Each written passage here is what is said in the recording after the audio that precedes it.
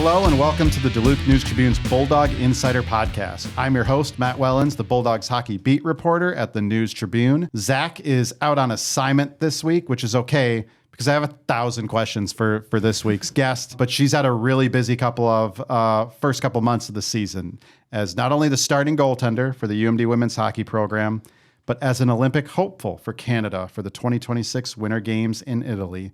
Welcome back to the podcast, Eve Gascon. Thank you for joining us, Eve. Thanks for inviting me. Yeah, thank you so much for squeezing us in. I know your schedule's crazy. I'm curious, during the first 2 to 3 months of the season, have you spent more time away from Duluth or like on road trips with the Bulldogs and the Canadian Olympic camps or more time in Duluth? Where have you been more? Definitely away. Definitely away from Duluth, yeah. I think I honestly probably slept in my own bed for 5 days in the last month. I think with all the travel with our team too, it was a really busy month, but it's fun, but I'm happy to be back home and doing my things. You're looking forward to the home openers against Minnesota State probably more than anyone right now. Yeah, yeah, I am. So we're pretty familiar with your schedule with the Bulldogs road trips. Started the season at Mercyhurst, at Syracuse, at Wisconsin. What have your commitments been like for Hockey Canada? What has that schedule looked like so far? Because you even had to miss the start of school at Olympic camps. What has an Olympic hopeful looked like so far with Hockey Canada? It's been fun, and so we have 4 training blocks.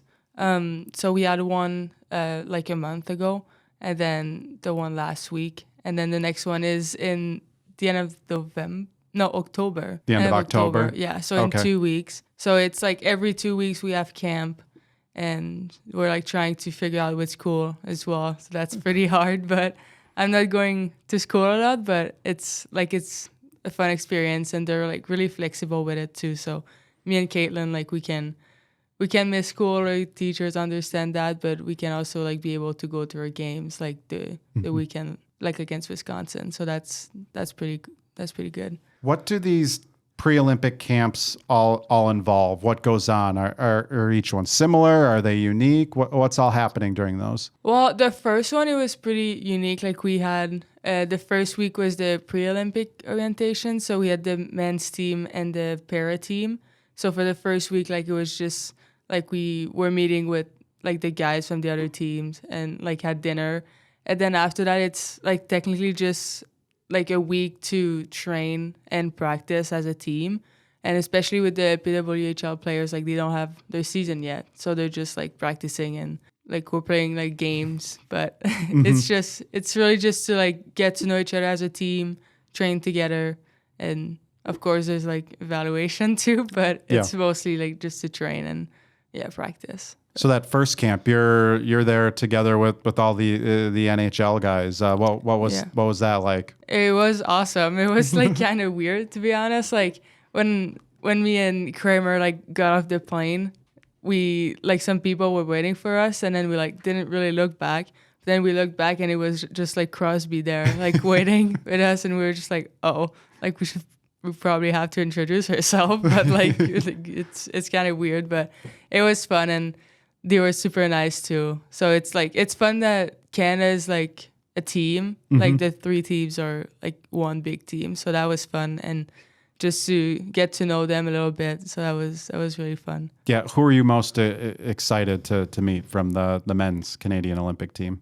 Well, I was really excited to meet Crosby. I think that was also he played in the QMGHL, so I know he spoke French a little bit. Mm-hmm. So I tried to talk to him. I was oh, I heard you speak French. So then we talked a little bit about that. But I also talked to Bennington, which was really nice, 2 goalies. So mm-hmm. that was fun.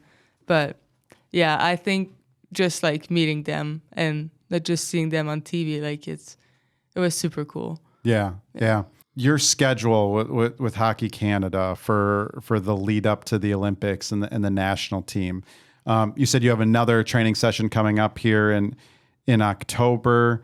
Are you taking part in the rivalry series as well? I noticed those games are scheduled conveniently when the Bulldogs are on a bye as well. Do you and Caitlin get to take part in the rivalry series as well? We don't know yet. We just know that everyone's going to be invited to the first week. And then after that, I think they're selecting a team for the rivalry, which we don't know yet. But I know we're playing St. Cloud that weekend, like the weekend just before. So we don't know if we're going to be able to make it or not. I think Shu's going to talk about it. But yeah, like whatever happens, I know like our team, like we can win. But like it would be fun to be part of the rivalry series. I think just having that experience to play against the US the national team, but also like I want to be there for my team, so it's like kind of it's hard to like juggle with both of the teams, but I have to do it. It's my goal to do the Olympics, so I think people will understand that, but I also want to be here for sure. Yeah, I mean, for the Bulldogs, that's everyone's ultimate goal is to be there for the Olympics. How much do you actually know? Because you don't know if you're going to be on the Olympic team yet. They haven't named those teams. Do you guys have any idea when they're going to name the Olympic team? Is that's kind of a fluid process yet? No, we have no idea. Okay. Yeah, so we just do the training blocks, and they're evaluating us like during our season too. I think like me, Chloe, and Kramer, I think like having our season like can help us too, like being evaluated by that. But like it's so important they're like those training blocks as well. But we don't know like when they're gonna make the team. So just have to be top of your game all the time. Yeah. Is it stressful? There's three of you. Hockey Canada is unique. The US, I think there's a lot more college national team crossover. There's just the three of you, Caitlin Kramer, and then Chloe Primerano from the Gophers. Just the three of you with Canada. First off, you said Hockey Canada has been pretty flexible to allow you guys to go back and forth between your college teams. Like you said, the PWHL players, their season doesn't start till November.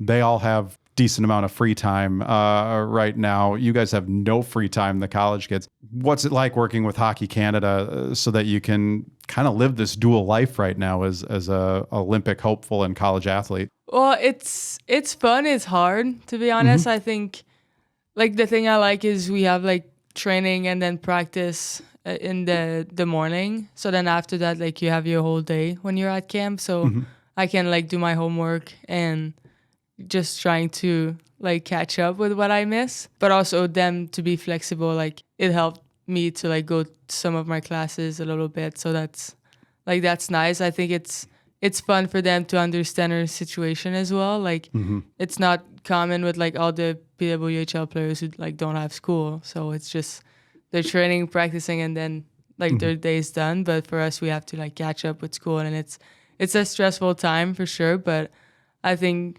like we have to look at the bigger picture, and like we're gonna remember those moments like later in life and be like, yeah, that was crazy. But yeah, like it's fun that they're being flexible with us and they understand. So, what's your major at UMD?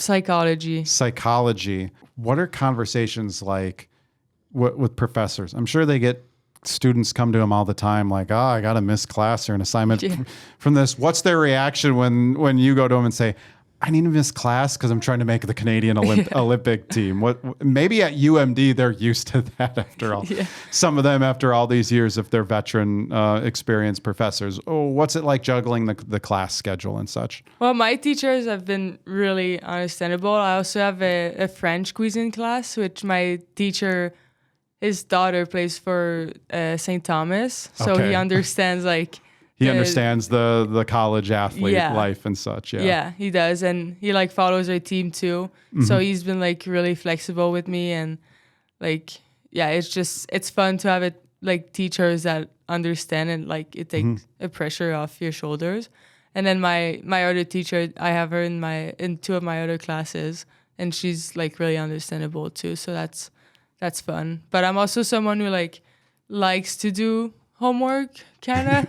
So, like, I don't mind reading, like, my chapters and, like, making sure I'm, like, understanding the materials, like, especially psychology. Like, I love it. So that's good. Like, at least it's something I like. But, it's they're really understandable. And I think, like, the UMD, like our coaching staff and, like, people like that works for school. He really helped me with that. So that was pretty cool. How much does it also help for you to have a head coach in Laura Schuler, who's very familiar with this whole process of the Olympics and what it takes to get there? And she obviously has her connections in Hockey Canada from when she was the national team and an Olympic coach. Does that really help as well to have a coach like Shu? Yeah, it does. I think it's fun because she understands like what we're talking about, and she knows how hard it is to like balance with like two teams. And I think she really focuses on like being in the present moment, like being where your feet are. And I think that's something that is like really good because it's easy to like look forward to something and then look forward to the other thing. So then you're just like not living anything. So I think that's really like, that's a really good thing that she said to me, to like be where my feet are. But yeah, like when I talk to her about camps and stuff, like she understands and she helps me in that. So that's like, it's really helpful to have her for sure. Yeah. This is a really unique season in college hockey. Normally, you wouldn't be with the Bulldogs. You and Caitlin, if you're in contention for the Olympic team, you guys wouldn't be here. But it's a unique season. The Canadian and Olympic and American teams, they're not centralized like they were in the past. So college players, going back and forth, this is new for everyone involved. It's new for Coach Schuler. It's new for the national teams. I'm wondering if do you like the fact that you're able to stay with the Bulldogs, or would you have rather? I know it's early in this process, and maybe this is a question to ultimately ask at the end of all of this, the end of the season. I know the Europeans, if they were listening, they'd be like, hey, we've all gone through this. Yeah. Emma Soderberg's sitting there going, you're kind of living what she did for a season when she went to the Olympics. Would you have rather like kind of taken a sabbatical from college, or are you enjoying doing the dual life right now? Well, I'm enjoying it. I think like I had this thought in my head, like when I got the call, like the coach was like, we're going to let you like take a decision whether to take the year off, or because they know like it's a lot. But at the end of the day, like you don't know like if you're going to make the team. So then if I took a year off and then in like December, I know that I'm not making the team, then I'm like, what do you do the rest of the year? So it's just, and it's like, you're sad that you don't make the team and then you don't have anything else. So I think that was like kind of my process too. And like, I'm 22 years old too. So like, I don't want to finish college at like 25 as well. Like, I think I wanted to play, and I wanted to just be there with the team, like with my friends and stuff. So I think I was just thinking like, I can do this. I can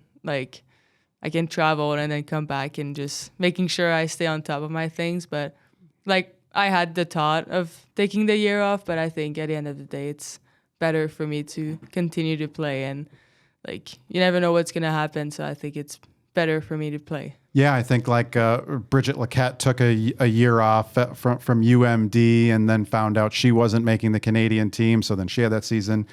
Jocelyn Larocque, who you're with on the national team right now, she actually did come back, but then you end up missing half a year. Now, she won a national championship. It worked out very well for her that year. And a lot of people will tell you if she doesn't come back, they don't know if UMD wins a national championship. Have you had a chance to talk to any of the Canadian national team players? Are any of them kind of curious what it's like for you going back and forth? Because that was a danger in the past for a lot of teams, is there really wasn't the option. You centralized, and you were probably going to miss a year of college whether you made the team or not. Have any of them been curious what your college experience is like going back and forth? Not really. I think we didn't go through that conversation yet, but I think that's a good question, and I'm actually like wondering how it was for them. So I think that's going to be my next question for Larocque. Like, I was actually living with her last camp, so I could have asked her. Yeah, I think. Yeah. What's it like living with Joss and everything? You're both from two entirely different generations of Bulldog hockey, but here she is still playing, and still one of the top players in the world as well. Yeah, it's awesome. I think like we kind of have a connection, like just by playing both for like Bulldogs. I think like she's an awesome person. Like she's so fun and she's so nice. So it was really fun to live with her and just to like know how she does her thing and how she like manage everything. So that was really fun, and I could like learn from her too. So do you ever feel like you're missing out on college life at all, being away? Like, is it tough?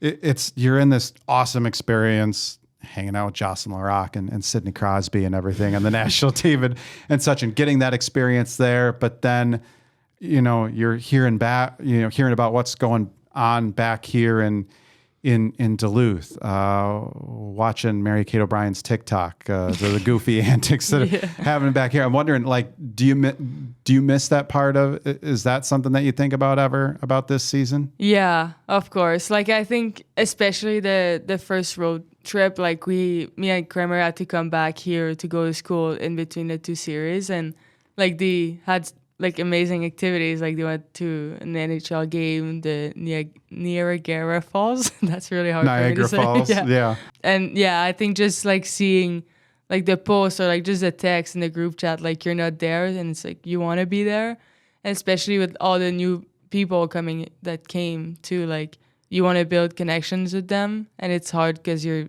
like not there that much. So like that's the tough part. And I think me and Kramer, like, we can help each other in that. Like, it's important to try to be there when we are.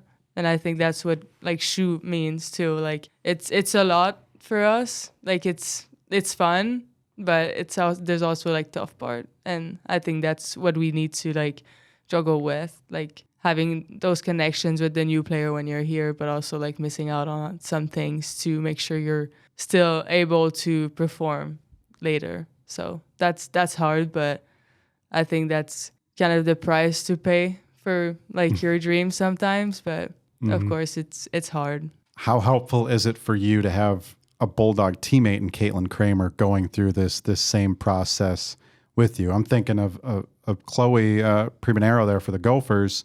She probably has some teammates on the Gophers that are part of Team USA. Well, Abby Murphy would be one for sure, but is it helpful for you to have both you and Caitlin to have each other to kind of lean on? Like when you have to leave during the Bulldog, the rest of your team are on a 10-day road trip in New York and Pennsylvania, and you guys have to leave to go back and make sure you get into classes.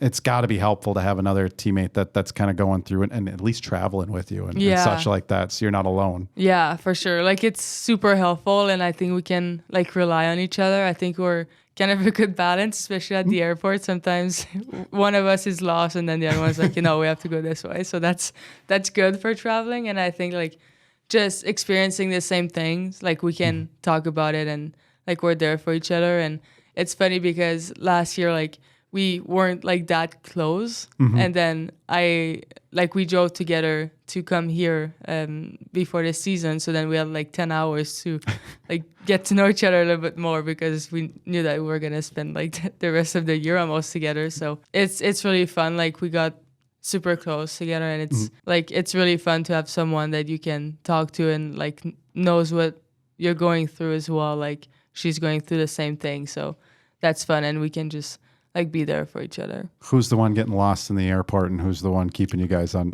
track? I think it depends. Like last trip I was lost. I didn't have a coffee. Oh, you didn't have the coffee? No, I didn't have the coffee in my body yet. No time in between connections to grab coffee, huh? No, so I was lost. She was like, I think it's this way. And then I was like, okay. And then we made another mistake, and I was like, oh my God. Which airport were you stuck trying to get through? Toronto. Yeah. I haven't been through the Toronto airport. Chicago can be tricky. Yeah. Newark is awful. I've gotten lost in Newark on Bulldog road trips. We hate the Chicago airport. Well, everyone hates the Chicago airport. It is the worst airport ever. And that's why I try really hard to book Delta through Minneapolis now. Yeah. Instead of United through Chicago. All right, we're going to take a short break. When we come back, we'll have more with Ev. You're listening to the Bulldog Insider podcast, brought to you by the News Tribune's limited podcast series, Edmund Fitzgerald, 50 Years Below.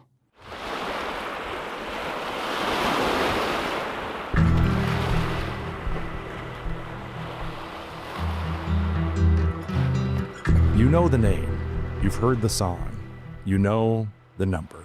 29 men were lost when the Edmund Fitzgerald was overcome by the gales of November 50 years ago. But do you know the rest of the story?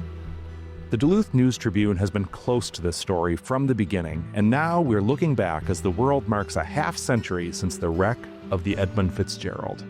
In this limited podcast, we will tell the story of the Fitzgerald from its launch to its loss, and we will also explore its legacy.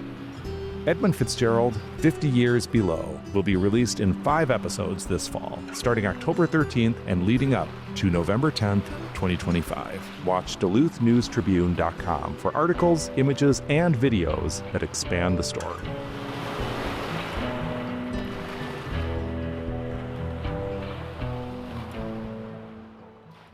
Welcome back to the Bulldog Insider podcast, brought to you by Edmund Fitzgerald, 50 Years Below. The first episode is now available on Apple Podcasts, Spotify, YouTube, or wherever you listen to podcasts. It's titled The Pride of the American Side. The first episode explores the question, why was the Edmund Fitzgerald a legend long before its loss? Episode 2 releases October 20th. And you can support all the Duluth News Tribune podcasts by visiting DuluthNewsTribune.com. Subscribe and check out all the content we have there, including the new Bulldog Insider podcast bonus segment we just recorded during the break. It's our question of the week. This week's question was, if you could play hockey anywhere in the world, where would you go? Check out the video at DuluthNewsTribune.com. Ev, as a Bulldog and Olympic hopeful, you're part of 2 different goaltending rooms this season. I want to start with the Canadian room, learn a little bit about that. It's you, another Quebec and WCHA legend, and Renee Desbiens. Correct me if any of these people aren't on the Canadian national team anymore. Laura Bellamy's former teammate at Hartford, Amris Moschmeyer. And then Kale Osborne, I believe she plays for the New York Sirens now. That's the group you're with Canada here, right? Yeah. Yeah. What's it like being part of that veteran group? And when was the last time you were part of a veteran goaltending group like that? I feel like since you've got to UMD, it's been younger goaltenders. Yeah, I think it's the first time, honestly, in my life. But it's super fun. Like, we're really connecting together. Like, we're getting along super well. And me and Osborne, like, we're like the 2 youngest. Okay. So she's only 1 year older than me. So I think that we get that connection of like being the younger goalies. The kids. The kids. Yeah, they call us the kids. But yeah, like she's super fun. We have fun together. So that's cool. But it's fun to like learn from those 2 as well. Like, they have so much experience. So I think just like seeing them on the ice and seeing how they're like doing, that's like really nice for us just to look at them. But yeah, it's a good group. I'm excited to see what's gonna happen, but it's fun to be on the ice with them. How is that dynamic? There's 3 of you or 4 of you competing for 3 spots. You're also eventually going to be competing for, the limited playing time in the Olympics. How competitive is it between the 4 of you, or is it something that you don't really think about? Goalie's that unique position where only one of you gets to play at a time. Yeah, it's competitive, but I think like we're just doing our things. I feel like at this level, it's like we want to be the best we can be and do well, and I think everyone is like really good. So I think that's also like, what can we do to be just a little bit better? So yes, it's competitive, but it's also like we're kind of a team, all the goalies together, and we just like want the best for the team. So like I think we want the best for each other as well. So that's fun. Like yes, it's competitive, but it's also like friendly, and like we can just have fun together. How different is it for you you said this is the first time, how different is it for you to be the kid, quote unquote, of a goalie group? It's weird. I feel like, especially here, like I'm starting to like be the oldest. Even as a freshman, I was still like older than like half the juniors almost. So like I'm always like kind of a little bit older. But yeah, it is weird to be like the youngest, but it's also fun. Like I think that I can learn so much from everyone. So, yeah. Yeah. Back at UMD, you have Anna Bychek back with you for a third season. You two have been together now. And then Sofia Villanueva coming in. What's that dynamic like between the three of you back here at UMD? It's awesome. I think me and Anna are getting along super well. Like, she's such a great teammate. And, like, I think sorry, I just got a call. But it's, you're okay. Yeah, I got distracted. Shout out to Devin, actually, for calling me right now. Devin calling? Oh, you should have answered Devin. We should have brought Devin making a cameo. We're going to get Devin on this podcast one of these days because we see her in all the social media stuff. And, she is really funny. She's a character from what I hear. Yeah. Too bad this isn't live. It'd be like, Devin, call us back right now. That goaltending room, I'll set you back up here on the question. What is that dynamic, especially you and Anna now being together for 3 years? Yeah, it's awesome. Like I said, Anna is such a great teammate. Like, she wants the best for everyone, and she's been there for me like since day one. So that's really fun to have her by my side. And I think with Sofia, like, we're still trying to get to know each other. She's really hardworking, and I'm trying to like be kind of a role to her. Like, as a third year, I think, like, as a freshman, I was like kind of like stressed to come here, but yeah, I'm trying to like do my best to make her feel good. But yeah, she's such a hard working person, and she's doing really great in practices. So it's fun to see her grow. It's possible one of them is going to have to take over for you if you're gone for an extended period of time in Italy with the Olympic team with Canada. Are there things you can do to help prepare the two of them in case they have to be the one in net? Well, I think they're doing great. Like, I think we just like we're so competitive in practice. Like, I think if you play every shot like it's a game, like, you're gonna be ready. Whether you play games or not. Like, I know as a goalie it's hard because there's only one net, so it can be like hard to like wait for your turn. But I think that they're doing really great in practices, and it's fun to see them like making big saves and trying hard. So it's like, I think we're in a good position to play like whatever goalies we need. So yeah, it's fun, and it's also like comfortable to see them in practices and like know that they can play. I want to get to know this goalie room a little bit, so I'm going to throw some kind of random questions out here. Who would be the most, and you can include yourself in here, of the three goalies, who would be the most capable defenseman or forward on the team if you needed one? I'm gonna go with myself. Yourself? Because I think as a forward, I would love to score goals. Yeah. And I'm like practicing my shot for like a goalie goal. Okay. But I think that Soph would be faster than me. Like, she would win in a race for sure. She would win. She'd be the faster one. Yeah, she would get the puck first. Okay. But I would shoot. You would shoot. Got it. Who would you pick to take a shot in a shootout? Anna. Anna still, she knows, but she still needs to work on her like stick handling. Okay. Yeah. But she'd fire the best shot. You think, maybe. Yeah. Yeah. Okay. For you on a goalie goal attempt, what does the score have to be? It's an empty net on the other end. What's the score? How much do the Bulldogs need to be up for you to try and fire that puck into the net? 2 goals. 2 goal? Yeah. 2 goal? Okay. Yeah, because I feel like 1 is a little bit too risky. Yeah.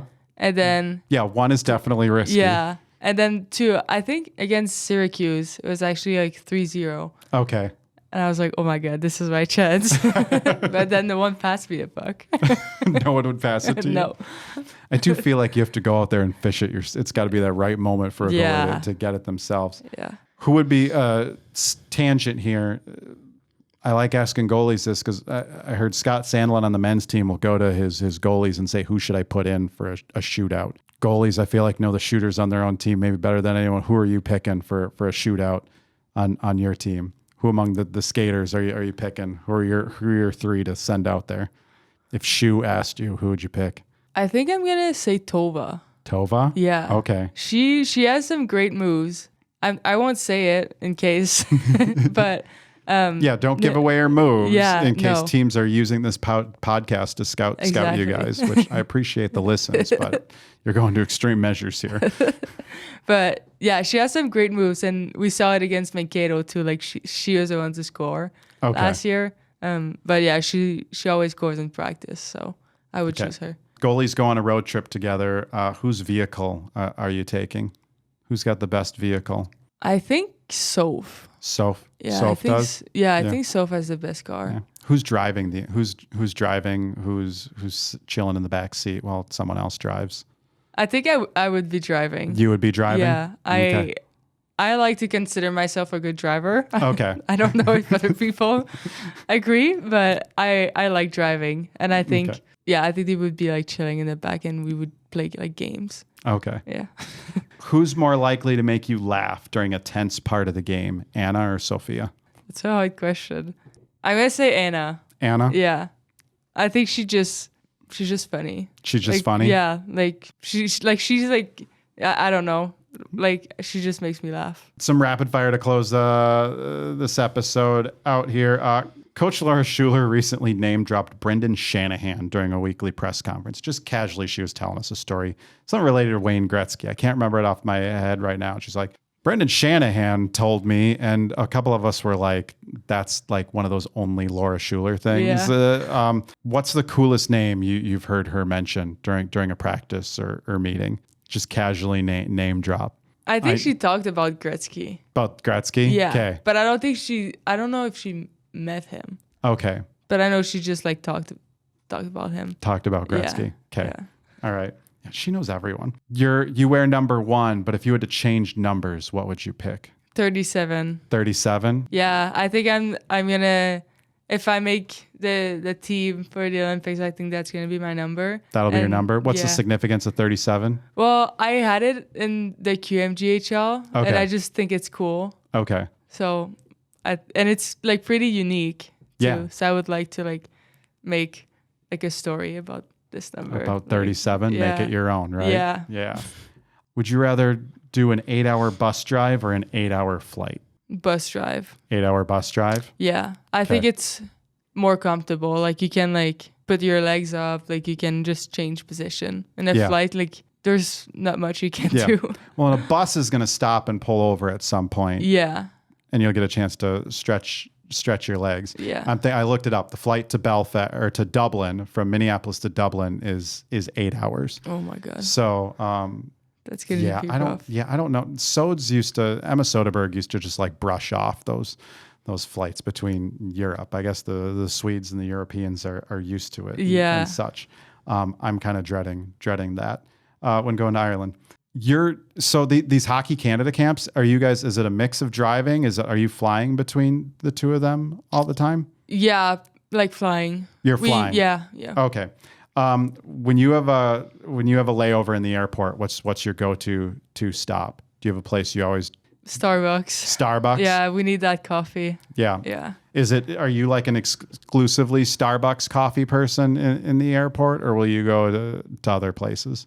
I feel like Caribou's like growing up on me. Okay. Or growing out. I don't know. Growing on you? Growing on me. Yeah. You're becoming a Caribou fan after your time here in Minnesota? Yeah, Kramer is making me stop at Caribou sometimes. So Kramer's a Caribou fan now? Yeah. All right. My wife doesn't like Caribou. She thinks there's too much sugar in it. I kind of like Caribou because I do like all the sugar. That's why it's good. That's why it's good, right? Yeah. On a long road trip, when you're driving, what's the go-to stop? Are there places you'll like pull off? I think just Quick Trip. Just Quick Trip? Yeah. Okay. That's also my go-to as well. Yeah. Quick Trip. When I drove to come here, I stopped to get like Celsius. Okay. Yeah. I know it's like banned in season, but not saying I'm drinking that, but I was drinking some to just be awake. Hey, that's probably a healthier alternative than some other options when driving. I think you already answered this with the goalie question. Would you rather drive or be the passenger princess during a long road trip? I prefer being the passenger princess. I'm happy if my wife wants to drive the entire road trip, or Clint Austin sometimes for hockey ones, our photographer. Are you a driver or passenger princess? Like, I feel like it depends. If I'm like with my parents, then passenger princess. If I'm with friends, the driver. Then you're the driver? Yeah. Okay. Last question. I know this is apparently a beef we started on this podcast. Who is funnier, Mary-Kate O'Brien or Grace Sedura? Grace. Grace? Yeah. I gotta go with Grace. I'm sorry, MK, but I just know her more, you know? Yeah. Great. Grace I think Grace is more funny. Grace is for sure a character. All right, Ev. Thank you so much for joining us on the podcast. I appreciate you making time for us. Of course. Thanks. You can find more episodes of the Bulldog Insider podcast on Apple Podcasts, Spotify, YouTube, or wherever you get your podcasts. Like us, subscribe, and rate us. For more Bulldogs hockey coverage, visit DuluthNewsTribune.com/Bulldog Insider. Subscribe to gain access to all of our coverage all season long. Thanks, everyone, for watching. Thank you for listening, and we'll catch you next week.